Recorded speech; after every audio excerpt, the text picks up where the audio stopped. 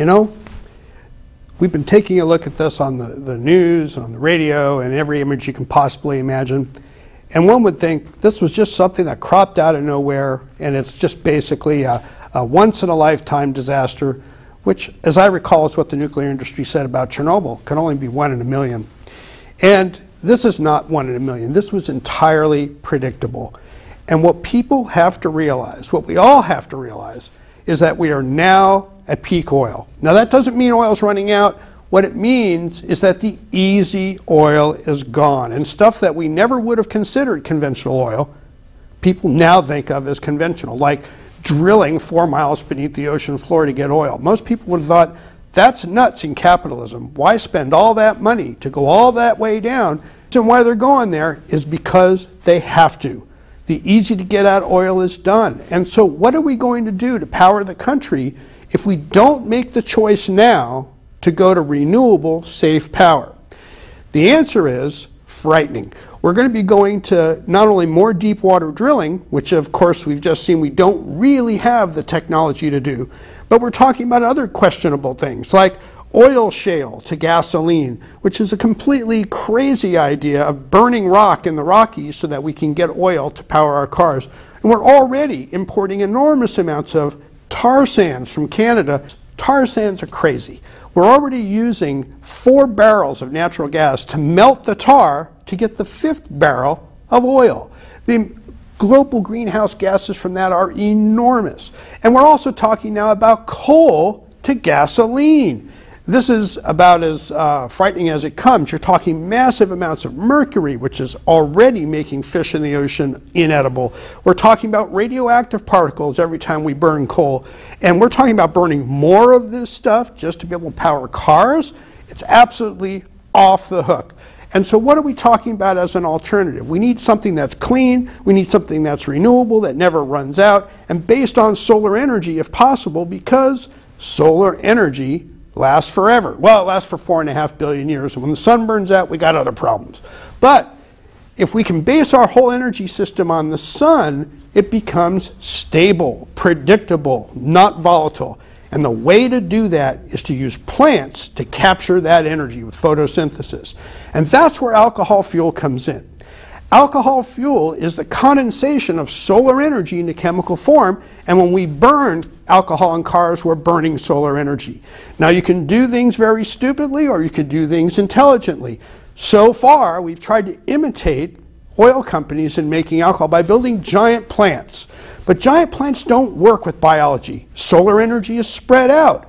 And so it's not concentrated in one place. A big plant doesn't make sense. You have to bring corn from far away to make that work. And then you can't take the great byproducts to put back in the soil because they're too heavy and watery to move back. Alcohol fuel production has to be small to be the most efficient, profitable type of business it can be. So what we're looking at is the kinds of small production really that the oil companies do. There are hundreds of thousands of stripper wells across the United States that only produce 5 or 10 barrels a day of oil per well. Well, guess what? We can build stills that do that kind of successful modeling of energy production. Blumedistillation's alcohol plant actually equals the output of stripper wells. We can make about 120,000 gallons per year in a plant that would fit easily on a farm or in a very small warehouse in a city for entrepreneurs, or at the county dump where they can take waste products that are going into the landfill and make them into alcohol rather than wasting them in the fill. So there are many ways we can take broken candy, we can take waste soda syrup, we can take all kinds of bread products, and we even can get into things that are like food processing waste.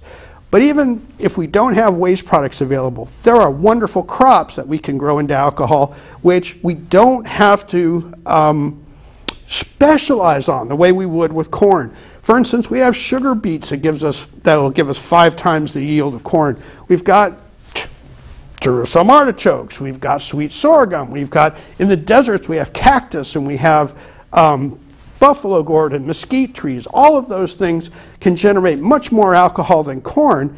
And guess what? All around the world, this is already happening. People are already moving to alcohol because They know, and we know too, that oil is running out, at least the easy, cheap oil. We're looking at $150, $200 a barrel, but we have this wonderful alternative, and it's alcohol fuel. If we make it from plants we grow, we can put the nutrients back on the soil, we can improve the soil, and in making alcohol, we reverse global warming by absorbing CO2 out of the air. And alcohol plants' byproducts are edible. So we can take the byproducts from alcohol fuel plants and raise fish and vegetables and mushrooms and all kinds of human food, as well as make our energy.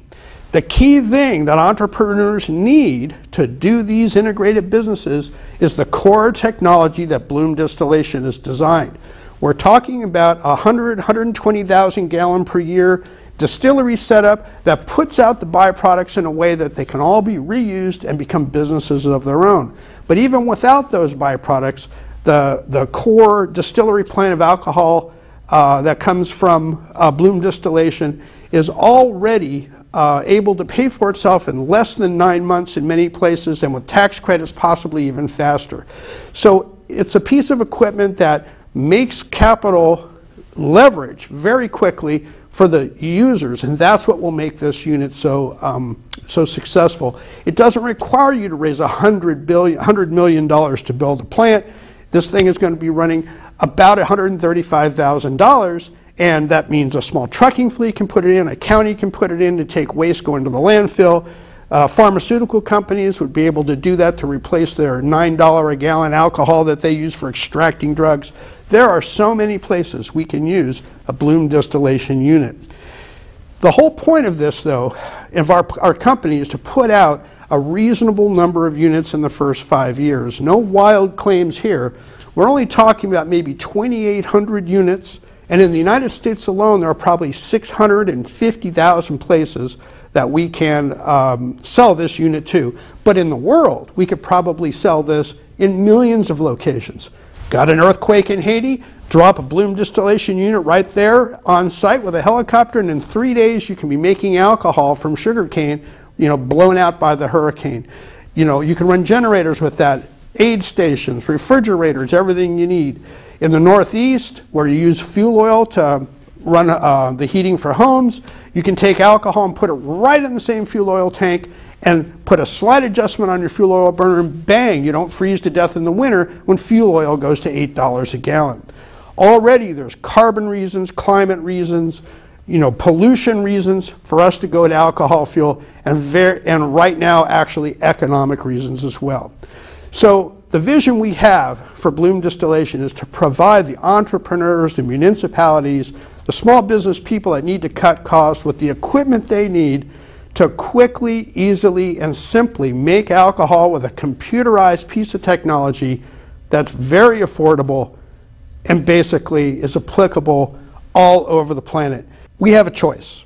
We can go down the path that's been charted for us by the energy corporations that have run the world for the last 100 years, or we can go ahead and use the fuel that's been around as long as civilization, alcohol fuel, and we can do that ourselves, quickly, easily, with simple technology, and very quickly replace the toxic, nasty stuff that we will otherwise have to live with if we don't go down the clean road. So it's up to you. Are you going to be part of a future that's toxic and fouled, or one that's clean and livable? And that's what Blumedistillation is pursuing.